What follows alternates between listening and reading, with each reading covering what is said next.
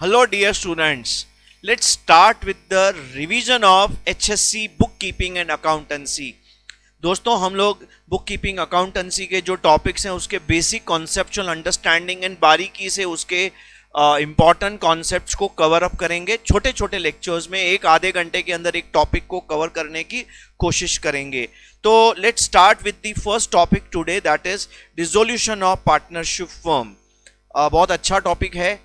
जब आप एक पार्टनरशिप फर्म, चलो स्टार्ट करते हैं, पार्टनरशिप फर्म को डिसॉल्व करते हैं तो पहले क्या करते हैं? You sell the assets of the firm, even some of the assets are taken by partners.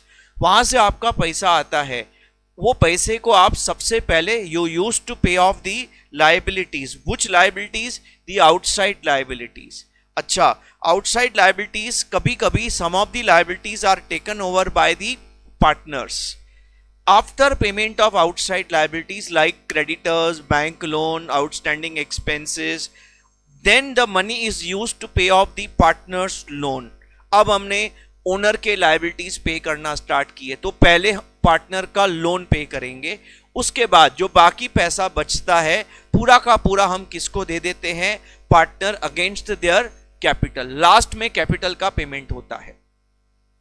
बच्चों इसमें हमारे जो सम्स है ना, वो तीन टाइप के सम्स सॉल्व करते हैं। सबसे पहले no insolvency, normal dissolution some, then insolvency of one और two partners but not all, and third is all partners insolvent. कभी कभी ऑल इंसॉल्वेंट का सम भी पेपर में आ जाता है। दोस्तों इसका स्पेशल अकाउंटिंग होता है, ऑल इंस्टॉलमेंट का अलग से अकाउंटिंग डिस्कस करेंगे। बच्चे इसमें थोड़े कंफ्यूज होते हैं बट इजी है, don't worry, it's very easy to understand. अच्छा, अब अकाउंटिंग ट्रीटमेंट का मैंने पूरा स्टेप्स यहाँ पे लिखा हुआ है, एक एक स्टेप। ये स्टेप्स को मैं प्रैक्टिकली लेजर में आपको सिखाता हूँ। इसका पीडीएफ आपको लिंक हमारे डिस्क्रिप्शन में मिल जाएगा, तो वहाँ से आप इसको डाउनलोड कर सकते हैं। चलो मैं ना डायरेक्टली लेजर में पोस्टिंग सिखाऊंगा आपको। ये थोड़ा रिविजन में फास्ट मेथड होता है, जर्नल टू लेजर नहीं, हम डायरेक्टली लेजर में कॉन्सेप्ट्स को डायरेक्ट पोस्ट करके लॉजिकली लगा के बना लेंगे। कैसे? सबसे पहले आपको पता है कौन से लेजर बनाते हैं? Realisation account, partners capital account, partners loan account है तो कैश बैंक अकाउंट। अच्छा, सबसे पहले आप हमारे सम में कैसे स्टार्ट करेंगे? पार्टनर्स कैपिटल का ओपनिंग बैलेंस, मतलब जो बैलेंस दिया है लिखेंगे। कभी कभी कोई पार्टनर का डेबिट बैलेंस भी हो सकता है। बेसिकली इंसॉल्वेंसी वाले केसेस में यू फाइंड डेबिट बैलेंस, ठीक है। अच्छा, अब डिसोल्यूशन प्रोसेस में पहला स्टेप्स को ध्यान में रखो, प्रोसेस को ध्यान में रखो। 8-9 स्टेप्स हैं। कितने स्टेप्स? 9 स्टेप्स हैं हमारे।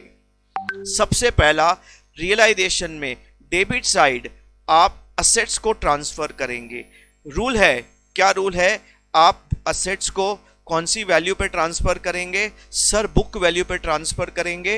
एक इंपॉर्टेंट बात, एक एसेट कभी ट्रांसफर नहीं करेंगे, वो है कैश और बैंक। एक एक करके सब एसेट टोटल करके ट्रांसफर कर देंगे। सेकेंड स्टेप, जितने भी आपकी आउटसाइड लाइबिलिटीज हैं, आई रिपीट आउटसाइड लाइबिलिटीज हैं, रियलाइजेशन में आप क्रेडिट साइड ट्रांसफर कर देंगे, ठीक है ना। अगेन सेम रूल, आप बुक वैल्यू पे ट्रांसफर करेंगे। वेरी इंपॉर्टेंट टू अंडरस्टैंड कि आप एक लायबिलिटी ट्रांसफर नहीं करेंगे, वो है पार्टनर का लोन। अगर है तो ये आउटसाइड लायबिलिटी नहीं है तो इसका लोन का क्या करेंगे? बच्चों पार्टनर के लोन का अलग से अकाउंट बना देंगे। ये पार्टनर लोन क्योंकि लायबिलिटी है तो it will have a credit balance, तो credit side by balance brought down, ठीक है। इनफैक्ट हमारे कैश एंड बैंक में भी कुछ बैलेंस होगा, हम यहां पे उसको भी लेके आएंगे। कैश एंड बैंक असेट है, डेबिट बैलेंस होगा, ठीक है। अब बच्चों हमारा स्टेप 1 कंप्लीट हो गया। एक्चुअली स्टेप 1 क्या है? ओपनिंग बैलेंसेस जो लिखेंगे, कैपिटल का ओपनिंग बैलेंस, लोन का ओपनिंग बैलेंस और बैंक बैलेंस। फिर हम असेट्स को ट्रांसफर करेंगे रियलाइजेशन में बुक वैल्यू, लायबिलिटीज को ट्रांसफर करेंगे बुक वैल्यू। स्टेप नंबर 3, अगर आपकी बैलेंस शीट में कुछ रिजर्व्स हैं, रिजर्व्स लायबिलिटी साइड हैं, तो वो प्रॉफिट्स हैं। तो प्रॉफिट्स किसको बिलोंग करते हैं? सर पार्टनर को। तो आप पार्टनर के कैपिटल में उनके प्रॉफिट्स उनको बांट देंगे। रिजर्व्स को, it may be general reserve, it may be revenue reserve, it may be profit and loss account, और आप इनको रिजर्व्स को पार्टनर्स में क्या रेशो में बांटेंगे सर? प्रॉफिट शेयरिंग रेशो में। अब यहां पे नोट करने वाली बात है, कभी कभी बैलेंस शीट में असेट साइड आपको पीएनएल दिखता है, very important. Asset side PNL का मतलब है अक्यूमुलेटेड लॉस। अच्छा, प्रॉफिट पार्टनर का है तो लॉस भी पार्टनर का है, तो लॉस आप पार्टनर्स कैपिटल में ट्रांसफर कर देंगे, लेकिन डेबिट साइड याद करो प्रॉफिट्स कैपिटल में ऐड होते हैं। एक सिंपल लॉजिक यूज करेंगे जो आपको पार्टनरशिप के हर टॉपिक में काम आएगा। वो क्या है? पार्टनर्स कैपिटल क्रेडिट बैलेंस होता है नॉर्मल। जो भी चीजें कैपिटल में ऐड करनी है आप उनको क्रेडिट करेंगे, जो भी चीजें कैपिटल में लेस करनी है आप उनको डेबिट। क्रेडिट में क्रेडिट ऐड हो जाता है, क्रेडिट में डेबिट लेस हो जाता है। तो प्रॉफिट्स को हमें ऐड करना है तो क्रेडिट कर दिया, लॉसेस को हमें कैपिटल में लेस करना है तो डेबिट कर दिया। कभी कभी आपको एसेट साइड कुछ डेफर्ड एडवर्टाइजमेंट या कोई डेफर्ड एक्सपेंसेस दिए होंगे, मिसलेनियस एक्सपेंस दिए होंगे, ऐसा आजकल होगा नहीं, बट अगर आपको दे दिया तो आप, वो भी एक लॉस है, वो भी एक लॉस है, जो वो भी एक खर्चा है जो हमें राइट ऑफ करना है, प्रॉफिट में एडजस्ट करना है। तो बच्चों वो भी हम इधर ट्रांसफर कर देंगे, वो भी हम इधर प्रॉफिट शेयरिंग रेशो में ट्रांसफर कर देंगे। तो असेट साइड पीएनएल दिखा, loss, debit side partners capital में पीएसआर में बांट देंगे। असेट साइड मिसलेनियस एक्सपेंस दिखा, same treatment. By doing this accounting अब एज ऑफ नाउ हमने बैलेंस शीट को खाली कर दिया। चलो अब हमारा अगला स्टेप, चौथा स्टेप होगा असेट्स का सेटलमेंट। असेट्स का सेटलमेंट, अब इसके लिए रूल याद करो, आपने असेट्स को डेबिट साइड लिखा है, सेटलमेंट क्रेडिट साइड होगा, ऑपोजिट साइड उसका सेटलमेंट होता है। आपने असेट्स को बेचा तो भी क्रेडिट साइड आएगा इफेक्ट, अगर असेट्स पार्टनर लेके गया तो भी क्रेडिट साइड आएगा। कभी गलती होने का चांस नहीं है, एंट्री सोचने का जरूरत ही नहीं है, ठीक है ना। तो आपका असेट्स आपने सेटल किया, यहां पे लिखेंगे, कैसे लिखेंगे? Bye cash bank. तो इसका सेकेंड इफेक्ट कैश बैंक में डेबिट साइड आएगा टू रियलाइजेशन। क्या रियलाइज किए आपने? एसेट्स, ठीक है। उसके बाद कोई कोई असेट हम पार्टनर को दे देते हैं, तो वो भी अब उसकी एंट्री सोचने की जरूरत नहीं है, मैं बहुत सिंपल बोल रहा हूं। असेट्स में डेबिट में पड़े हैं तो सेटलमेंट सामने होगा, तो बाय पार्टनर्स कैपिटल अकाउंट। तो आप सामने इसकी पोस्टिंग करेंगे, बाय पार्टनर्स कैपिटल अकाउंट। क्या क्यों किया credit? Assets taken over, assets sold, realised. तो इसका सेकंड इफेक्ट, अब आप बोलेंगे सर एंट्री के बिना सेकंड इफेक्ट बहुत इजी है। आपने इधर बाय लिखा है तो सेकंड इफेक्ट टू मतलब डेबिट में आएगा, इधर बाय तो सेकंड दूसरे लेजर में इसका इफेक्ट टू आएगा। तो आप इधर पार्टनर्स कैपिटल में इधर डेबिट साइड लिखेंगे टू रियलाइजेशन अकाउंट। तो आपने जो भी असेट जो भी पार्टनर लेके गया उसको दे देंगे। याद रखना एक बहुत इंपॉर्टेंट बात, ये जो अकाउंटिंग एंट्री होगी वो क्या प्राइस पे होगी? ये होगी एग्रीड प्राइस, एग्रीड वैल्यू। मतलब असेट का बुक वैल्यू कितना है वो इंपॉर्टेंट नहीं, कितने में पार्टनर को दिया वो प्राइस, यहां पे सेटलमेंट वैल्यू वही है जितने में हमने दिया। देखो बुक वैल्यू तो इधर है डेबिट साइड, ये सेटलमेंट वैल्यू होगा सामने। अच्छा सर कभी कभी हमारे अनरिकॉर्डेड असेट होते हैं जो बुक्स में नहीं होते, सेम ट्रीटमेंट। आपको ये नहीं सोचना कि असेट रिकॉर्डेड है कि अनरिकॉर्डेड है। बेचा क्रेडिट में बाय कैश बैंक, पार्टनर लेके गया क्रेडिट में बाय पार्टनर्स कैपिटल, ए लेके गया बाय एस कैपिटल, बी लेके गया बाय बीस कैपिटल। बहुत ही सिंपल, असेट्स रियलाइज हो गए। नाउ वेरी क्रिटिकल पॉइंट, मैंने वो यहां पे नोट कर दी है। 12th के पॉइंट ऑफ व्यू से, 12th के पॉइंट ऑफ व्यू से हमारा जो स्टेट बोर्ड का टेक्स्ट बुक बोलता है, अगर कोई असेट के बारे में सेटलमेंट की कोई इंफॉर्मेशन नहीं लिखा कि उसको बेचा, नहीं लिखा कि उसको पार्टनर लेके गया, तो उस असेट का क्या करेंगे? हमारे स्टेट बोर्ड के बुक के हिसाब से उस असेट को जीरो वैल्यू मान के इग्नोर करेंगे। No settlement value, zero settlement value. वो असेट ऐसा मानेंगे कि वैल्यूलेस है। ये ओपिनियन 12th के लिए है, नॉट फॉर सीए फाउंडेशन। उसका अलग तरीका है। अच्छा, तो यहां पे बच्चों मेरे असेट्स के ऊपर जो भी बोलना था वो खत्म हो गया, सेटलमेंट इज डन। अब बात करते हैं लायबिलिटीज। अब वापस एंट्री नहीं सोचना है, सीधा लेजर, सीधा लेजर, कभी गलती नहीं होगा, इतना गारंटी है। ये आपका लायबिलिटीज इधर पड़े हैं, इधर सामने उनका सेटलमेंट करेंगे। इधर सामने सेटलमेंट मतलब या तो आप लायबिलिटी को पे करेंगे, या कोई पार्टनर बोलेगा मैं पे करता हूं, वो लेके जाएगा या वो पे करेगा, सेटलमेंट सामने आएगा। अच्छा सर पे करते हैं पहले, चलो पे कर दो। तो टू कैश बैंक, हमने लायबिलिटीज पे कर दी टू कैश बैंक। कितनी प्राइस लिखेंगे? जितने में आप सेटल कर रहे हैं। बुक में भी little more than book value, sometimes little less than book value, कम ज्यादा दोनों पॉसिबिलिटीज हैं। और अगर पार्टनर लेके गया तो टू पार्टनर्स कैपिटल अकाउंट। ये क्या सेटल किया हमने? लायबिलिटी। क्या वैल्यू लिखेंगे? जिस प्राइस पे वो एग्री करके लेके गया, एग्रीड वैल्यू, एग्रीड प्राइस। इसका सेकंड इफेक्ट भूल न जाना, इधर टू है तो सेकंड लेजर में क्रेडिट बाय आएगा, कैश बैंक में पेमेंट आएगा बाय रियलाइजेशन अकाउंट, और इधर आप लायबिलिटी का पेमेंट कर देंगे।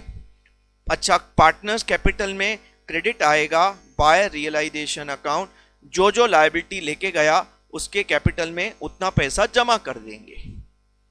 ठीक है, मैं बहुत डिटेल में लॉजिक्स के पीछे नहीं जा रहा हूं बच्चों, इंटेंशन हमारा है रिवीजन लेक्चर, तो हम रिवीजन के ऊपर फोकस कर रहे हैं। I am not getting into the more and more concepts, ठीक है ना। अब व्हाट इज इंपॉर्टेंट, असेट्स गए, लायबिलिटीज गए। अब बहुत इंपॉर्टेंट बात, अगर इंपॉर्टेंट पॉइंट्स में मैंने लिखवा दिया है, अगर कोई लायबिलिटी के बारे में कोई इंफॉर्मेशन नहीं है कि उसको पे किया या पार्टनर लेके गया, तो हमारा स्टेट बोर्ड क्या बोलता है, हम अज्यूम करेंगे कि वो लायबिलिटी बुक वैल्यू पे कर देंगे। लायबिलिटी आप इग्नोर नहीं कर सकते, वो तो पे करना ही पड़ेगा। बुक वैल्यू पे आप उसको बच्चों सामने सेटल कर देंगे, पे कर देंगे। बहुत सिंपल, रियलाइजेशन अकाउंट का बेसिक ब्रेन में छाप दो। डेबिट में असेट्स पोस्ट होंगे, सेटलमेंट उनका क्रेडिट में लायबिलिटी पोस्ट होंगी, सेटलमेंट डेबिट में। याद रखो, ये बुक वैल्यू पे पोस्ट होगा, सामने सेटलमेंट वैल्यू आएगा।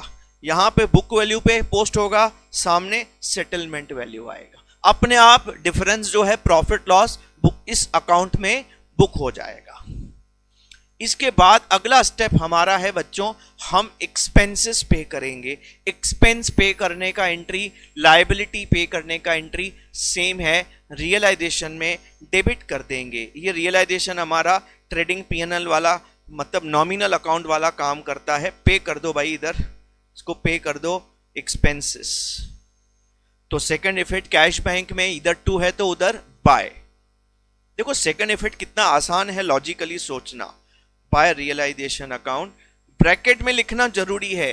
कई बच्चे क्या करते हैं ना, ब्रैकेट में, ये देखो मैंने एक एक चीज लिखी है ब्रैकेट में, ये लिखना बहुत जरूरी है। ये बच्चे ना इग्नोर करते हैं, बिल्कुल मत करना। आपके फुल आंसर राइट होने के बाद भी अननेसेसरी मार्क्स डिडक्ट हो जाएंगे, ठीक है ना। ओके, तो हमने बच्चों डिसोल्यूशन का रियलाइजेशन अकाउंट लगभग कवर कर लिया। अब इसके बाद देखो मैंने सब स्टेप्स लिखे हैं। पहला स्टेप हमने असेट्स ट्रांसफर किए, लायबिलिटीज ट्रांसफर किए, रिजर्व्स ट्रांसफर किए, उसके बाद असेट्स का सेटलमेंट किया, लायबिलिटीज का सेटलमेंट किया, एक्सपेंसेस पे किए, ठीक है ना। लेकिन कभी कभी क्या है ना, एक्सपेंसेस ना फर्म की जगह पार्टनर पे करता है। सेम मैंने क्या बोला, ऐसा सोचो, लायबिलिटी फर्म ने पे किया कि लायबिलिटी पार्टनर ने पे किया, एक्सपेंस फर्म ने पे किया कि एक्सपेंस पार्टनर ने पे किया, सेम अकाउंटिंग आएगी। मैं आपको ऐसा सिंपल लॉजिक बताता हूं, अगर एक्सपेंस फर्म ने पे किया तो realisation to cash bank, expense partner ने पे किया realisation to partners capital, same. समझा कि नहीं? तो पार्टनर्स कैपिटल में उतना अमाउंट हम जमा कर देंगे क्योंकि पार्टनर ने खर्चा किया, तो फर्म उसके अकाउंट में जमा कर देगा, क्रेडिट कर देगा। Is it clear? तो एक बात याद रखो, एक्सपेंस पे करो कि लायबिलिटी पे करो, एक्सपेंस फर्म पे करेगा, लायबिलिटी फर्म पे करेगा, एक्सपेंस पार्टनर पे करेगा, लायबिलिटी पार्टनर पे करेगा, सेम अकाउंटिंग होती है, कुछ फर्क नहीं होता। एक और इंपॉर्टेंट बात, अगर आपके बुक्स में कोई अनरिकॉर्डेड कंटिंजेंट लायबिलिटी आ गया और आपको वो पे करना पड़ा, कुछ फर्क नहीं पड़ता, accounting of payment settlement will remain same. अब मैं अनरिकॉर्डेड आइटम्स की एक कंक्लूडिंग स्टेटमेंट देता हूं। अगर आपका असेट बुक्स में रिकॉर्डेड नहीं है, आप उसको सेटल कर रहे हैं, कुछ फर्क नहीं अकाउंटिंग में, इधर क्रेडिट साइड सेटलमेंट आएगा। आपका कोई लायबिलिटी अनरिकॉर्डेड है, आप उसको पे कर रहे हैं या पार्टनर टेक ओवर कर रहा है कि मैं पे करूंगा, कुछ फर्क नहीं है, entry will remain same.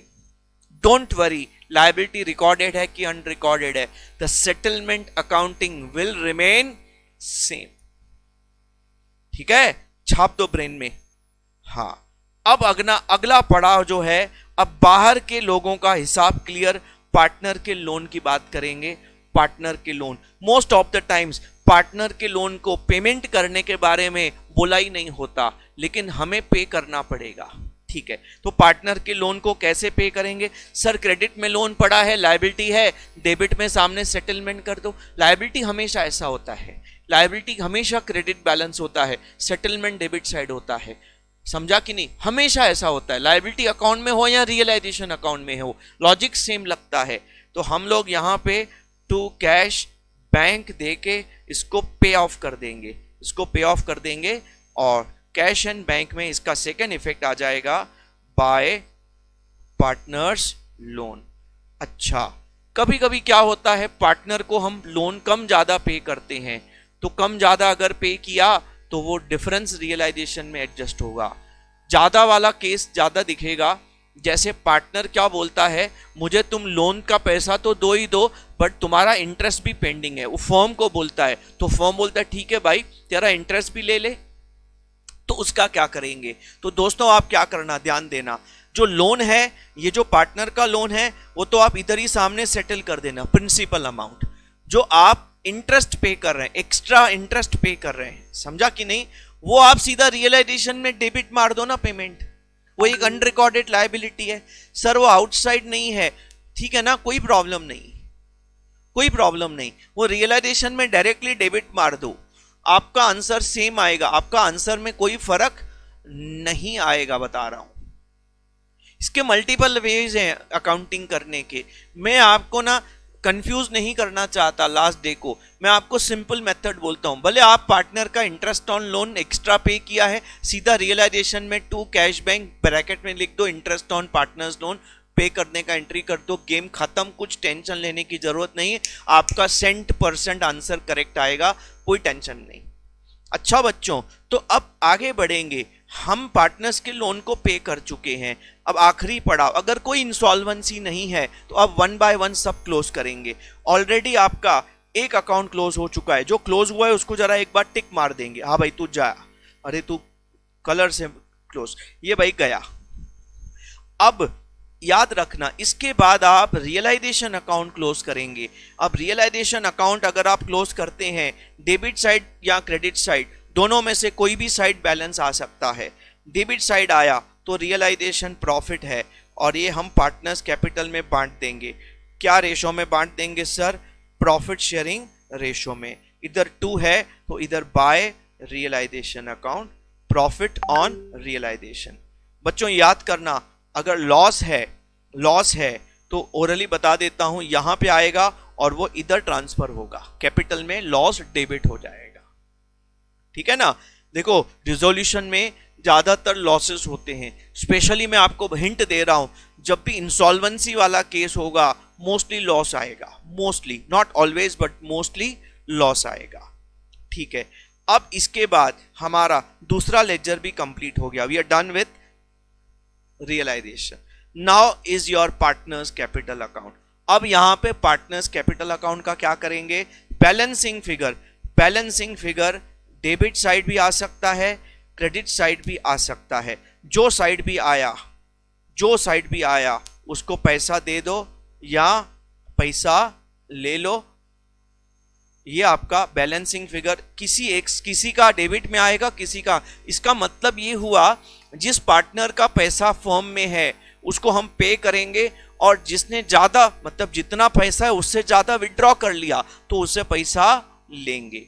In other language, partner का क्रेडिट बैलेंस हम उसको पे करेंगे, डेबिट बैलेंस पार्टनर से हम लेंगे। क्योंकि सब पार्टनर इंसॉल्वेंट हैं, कोई इंसॉल्वेंट नहीं है, तो घर से अगर लाना पड़ा तो they can bring in money into business, ठीक है ना। और इसका हम बच्चों सेकेंड इफेक्ट, पार्टनर्स कैपिटल का सेकेंड इफेक्ट इसमें डाल देंगे। ये देखो, इसका सेकेंड इफेक्ट कैश बैंक में डाल देंगे। कोई पार्टनर मतलब पैसा लाएगा, कोई कैपिटल में पैसा लेके जाएगा कैपिटल का। तो ultimately what will happen by doing this accounting, अगर आपने सब ठीक किया है, आई टेल यू, आपका टैली हो जाएगा, कैश बैंक अकाउंट क्या हो जाएगा, फुली टैली हो जाएगा आपका। Is it clear to everyone? And we are done with the simple question on dissolution. इसमें मैंने हर ट्रिकी पॉइंट आपको डिस्कस करके बता दी है। अच्छा बच्चों, इसके बाद अगर आप इंसॉल्वेंसी की बात करेंगे, अगर कोई पार्टनर इंसॉल्वेंट है तो क्या करेंगे, तो आप चेक करो, उस पार्टनर का डेबिट बैलेंस आएगा। डेबिट बैलेंस आने का मतलब है उसके कैपिटल में डेबिट साइड ज्यादा रहेगा अमाउंट, क्रेडिट साइड अमाउंट कम रहेगा। तो उसका जो डेबिट बैलेंस है, फिर क्वेश्चन में दिया होगा कि वो पार्टनर इंसॉल्वेंट है लेकिन कुछ अमाउंट फर्म को दे रहा है, 20 पैसे इन अ रुपी या 20%, एक ही बात है। तो उस पार्टनर से या अमाउंट लिखा होगा वो 3,000 रुपया दे रहा है, 5,000 दे रहा है, बस उससे ज्यादा उसके पास नहीं है, जितना वो दे रहा है उससे ले लो। Cash bank to partners capital account, cash bank debit, पैसा आया टू पार्टनर्स कैपिटल। अच्छा, उसके बाद अब बच्चों उस पार्टनर के कैपिटल में और भी डेबिट बैलेंस बच गया, इंसॉल्वेंट है। डेबिट बैलेंस मतलब नेगेटिव कैपिटल, नेगेटिव कैपिटल मतलब फर्म को पार्टनर से पैसा लेना है, उनसे पैसा लेना है, लेकिन पार्टनर के पास पैसा नहीं, जितना देना था उसने दे दिया। अब ये जो पार्टनर पैसा नहीं, देखो किसी का पैसा फर्म को किसी से लेना है, बिजनेस को किसी से पैसा लेना है और वो नहीं दे पा रहा, तो उसको हम बैड डेट्स बोलते हैं, डेटर्स का पैसा डूब गया। पार्टनर से लेना है, पार्टनर का पैसा डूब गया, इसको बैड डेट्स नहीं बोलते हैं, इसको बोलते हैं deficiency, deficiency of insolvent partner. और डेफिशिएंसी, ये जो लॉस है, अब बताओ कौन बेयर करेगा? डेफिनेटली बचे हुए सॉल्वेंट पार्टनर्स ये लॉस बेयर करेंगे। तो हम क्या करेंगे, वो जो इंसॉल्वेंट पार्टनर के कैपिटल में जो डेबिट बैलेंस बचेगा, डेफिशिएंसी, वो डेफिशिएंसी हम सॉल्वेंट पार्टनर्स में ट्रांसफर करेंगे। तो कैसे करेंगे? पहले तो लेजर का डेबिट बैलेंस निकालो, फिर मैं आपको एक एंट्री बताता हूं, वो एंट्री पास करो, you are done with the job. उस एंट्री को याद करने का टेक्निक है, एक कोड वर्ड है, सब इंस्पेक्टर, SI। देखो रिवीजन लेक्चर है, तो मेरा एम यही है कि आपका काम आसान हो, मेरा एम काम आसान करना है बस। तो आपको क्या करना पड़ेगा बच्चों, solvent partner capital account debit to insolvent partner capital account. समझो ABC में C इंसॉल्वेंट हो गया, तो योर एंट्री सॉल्वेंट को डेबिट करेंगे और इंसॉल्वेंट को क्रेडिट करेंगे। SI solvent to insolvent, solvent to insolvent, बहुत सिंपल है। और ये डेफिशिएंसी कौन से रेशो में सॉल्वेंट पार्टनर अपने सर पे उठाएंगे? प्रॉफिट शेयरिंग रेशो में। समझो इनका प्रॉफिट शेयरिंग रेशो 3:1 है, तो A और B का प्रॉफिट शेयरिंग रेशो 3:2 है, तो A और B C का डेफिशिएंसी 3:2 में अपने सर पे उठाएंगे। ये एंट्री आपने रफ में लिखा, इसकी आप लेजर में पोस्टिंग कर देंगे। आपका लेजर में पोस्टिंग जैसे ही कंप्लीट होगा, मैं आपको वेरिफिकेशन बताता हूं, इंसॉल्वेंट पार्टनर का कैपिटल अकाउंट टैली होके क्लोज हो जाएगा, क्योंकि उसमें जो भी नेगेटिव बैलेंस था वो सॉल्वेंट ने अपने सर पे उठा लिया। Insolvent capital is now closed. बस बचा क्या, सॉल्वेंट पार्टनर के कैपिटल में जो बैलेंस बचा उनको पे कर दो, क्लोज कर दो, खत्म। सॉल्वेंट का सेटलमेंट करो to cash bank, by cash bank. This is how we deal with the deficiency of one partner और may be sometimes two partners, no problem.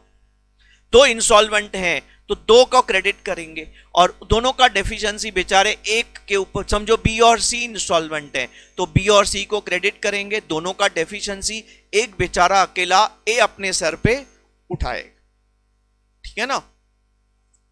अब दोस्तों यहां पे बहुत इंपॉर्टेंट है deficiency of all partners, sorry insolvency of all partners. सब partners अगर insolvent हो गए तो क्या करेंगे। अब मैंने क्या किया है, उसकी अकाउंटिंग को अलग से ड्राफ्ट किया है।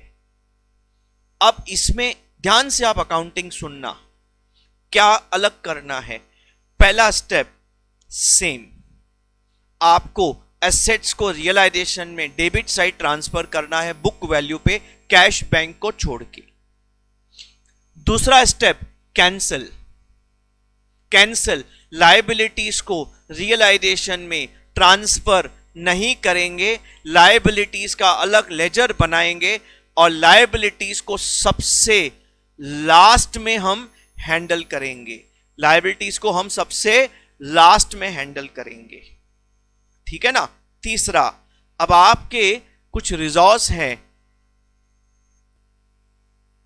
हां दोस्तों, तो हम लोग रिजॉर्व्स को और एक्सपेंस को पार्टनर्स कैपिटल में ट्रांसफर करेंगे। अगर आपके लायबिलिटी साइड रिजॉर्व्स हैं, प्रॉफिट्स हैं तो कैपिटल में क्रेडिट करेंगे, असेट साइड पीएनएल दिख रहा है लॉस है तो कैपिटल में डेबिट करेंगे पीएसआर में। वो सेम, क्या चेंज किया, लायबिलिटीज ट्रांसफर नको करेंगे, लायबिलिटीज की, आउटसाइड लायबिलिटीज की लास्ट में बात करेंगे।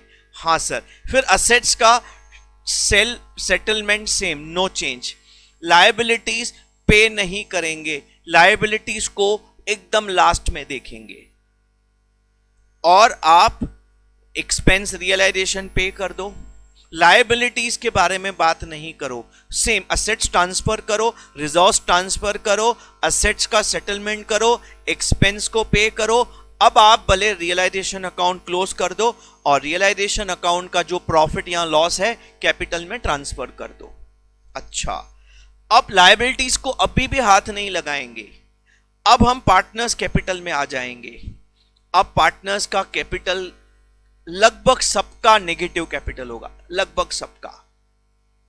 इंस्टॉलमेंट अगर सब लोग हैं तो सबका कैपिटल में डेफिशिएंसी होगा, तो वो घर से कुछ पैसा ला पाए तो लेके आएंगे, जितना पैसा वो घर से लाते हैं उतना पैसा उनसे ले लो, cash bank account debit to partners capital. ठीक है सर, उनसे ले लिया हमने। अब पार्टनर्स के कैपिटल में वो थोड़ा बहुत कैश आने के बाद भी नेगेटिव कैपिटल होगा, डेबिट साइड का टोटल ज्यादा होगा, डेबिट बैलेंस इज डेफिशिएंसी। अब ये पैसा पार्टनर्स घर से नहीं लाएंगे, नहीं ला पाएंगे, वो इंस्टॉलमेंट हो गए हैं।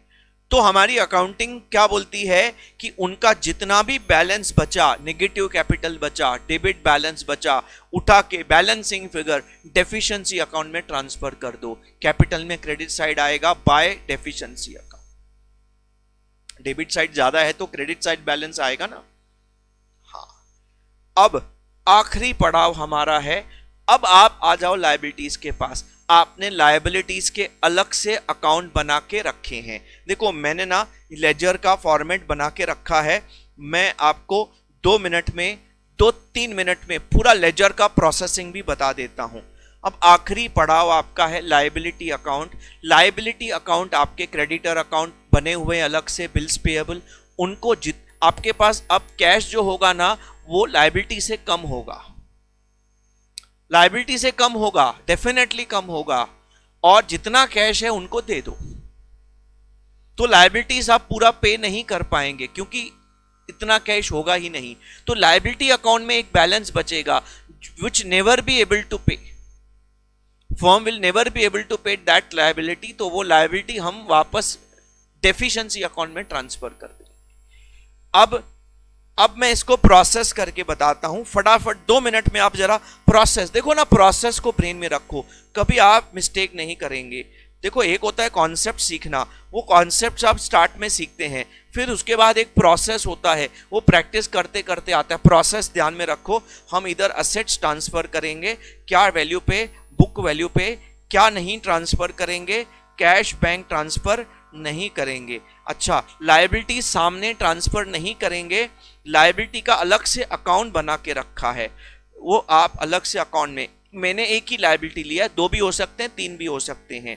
आपको पता है कैपिटल का नॉर्मली क्रेडिट बैलेंस होता है, लेकिन कैपिटल का डेबिट बैलेंस भी हो सकता है। याद रखना, ऑल इंस्टॉलमेंट में डेबिट बैलेंस का ज्यादा प्रोबेबिलिटी है, याद रखना। पार्टनर का लोन इसमें आपको लगभग दिखेगा नहीं। हाँ, अब एक इंपॉर्टेंट बात, सर अगर पार्टनर का लोन है तो क्या करेंगे? प्लीज डोंट पे, पार्टनर को लोन का पैसा मत देना। वो कैपिटल, नेगेटिव कैपिटल लेके बैठा है, कैपिटल का पैसा दे रहा है क्या? नहीं दे रहा है, तो आप पार्टनर के लोन को पार्टनर्स के कैपिटल में ट्रांसफर कर देंगे, एडजस्ट करेंगे।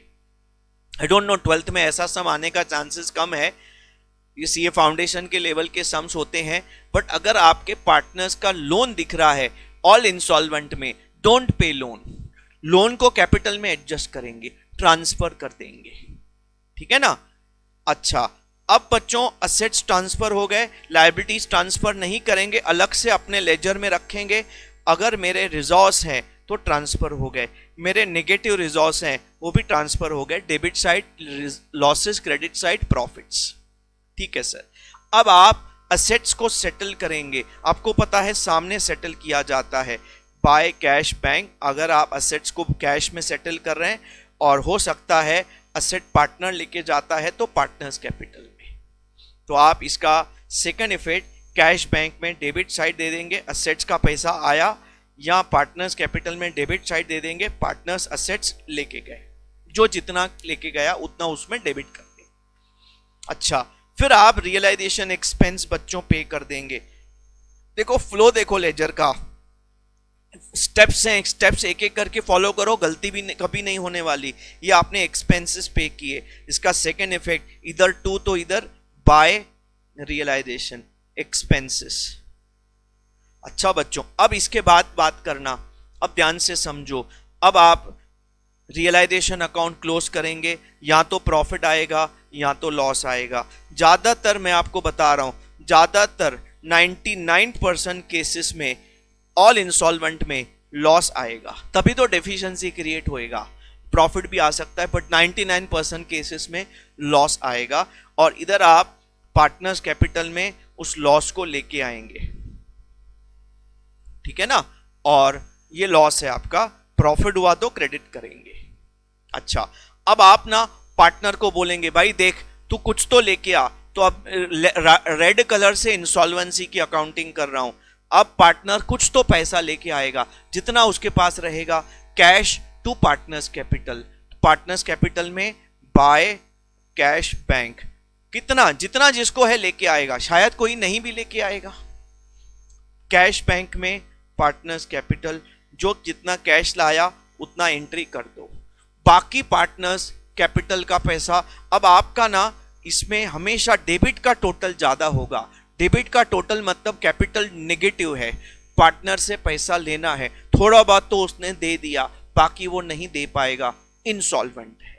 तो आप क्या करेंगे बच्चों, पार्टनर के कैपिटल में बैलेंसिंग फिगर जो भी बचा वो पैसा पार्टनर हाथ ऊपर किया है नहीं है, हम उस पैसे को डेफिशिएंसी, बैलेंस को डेफिशिएंसी अकाउंट में ट्रांसफर कर देंगे। इधर डेफिशिएंसी अकाउंट में ट्रांसफर कर देंगे कि भाई ए इतना पैसा खा गया, बी इतना पैसा खा गया, और हमारा सी इतना पैसा खा गया, तीनों पैसा खा गए।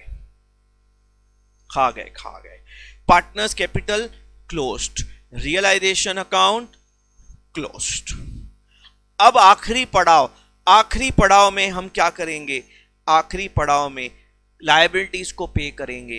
अब आप ध्यान से देखेंगे, आपका जो कैश का जो बैलेंसिंग फिगर, आपके पास जो कैश पड़ा है वो कम होगा और आपकी लायबिलिटीज ज्यादा होंगी। और आप क्या करेंगे, जितना पैसा पड़ा है, जितना पैसा पड़ा है आप क्रेडिटर्स को बोलेंगे भाई तुम ये ले लो और बाकी के लिए हमें माफ करो, हमारे पास और पैसा नहीं, कृपया क्षमा करो, क्षमादान, हमें हमारे पास पैसा नहीं, फॉर्म बंद कर रहे हैं, ले लो इतना जितना है तुम ले लो। तो इधर क्रेडिटर्स को हम पैसा सामने दे देंगे, लेकिन क्रेडिटर्स का अमाउंट ज्यादा रहेगा, तो बाकी जो क्रेडिटर का बैलेंस है हम उसको कंटिन्यू नहीं करेंगे। फॉर्म ही बंद कर रहे हैं ना, बुक्स ही क्लोज कर रहे हैं, तो पैसा will never be able to pay. Balancing figure वो पैसा ये साइड आएगा और इसको भी हम ट्रांसफर करेंगे कहां पे, डेफिशिएंसी अकाउंट में। तो डेफिशिएंसी अकाउंट में क्रेडिट साइड आ जाएगा बाय क्रेडिटर्स, ये अकाउंट भी अपने आप टैली हो जाएगा। अब इस अकाउंट का लॉजिक क्या है, पर्पस क्या है, ये 3 लोग पैसा खा गए, इनका ये 3 लोगों का लॉस है जो इसके सर पे आया, बेचारे क्रेडिटर्स को नुकसान उठाना पड़ा। ये नुकसान करने वाले लोग हैं ए, बी और सी। तो who created deficiency, who took the burden of deficiency? These people created deficiency, these people took the burden of deficiency. This is what deficiency account indicates, and this is the accounting of all partners insolvent. उम्मीद है बच्चों आपको dissolution of firm का ये जो accounting treatment है अच्छे से समझ में आया। प्लीज आप एग्जाम के क्वेश्चंस पे फोकस करो, अभी do solve last few years papers. अगर आपने लास्ट 5-6 साल के मतलब 8-10 पेपर सॉल्व कर लिए तो it will be enough to get into your papers. ये लेक्चर सुनो, कॉन्सेप्ट्स को पक्का करो, अकाउंटिंग के फ्लो को पक्का करो और थोड़ी प्रैक्टिस करो। अगले लेक्चर में अगले टॉपिक के साथ आज ही मिलेंगे। चलो tata bye bye from this side, Gurmukh Ragani signing off. Thanks a lot.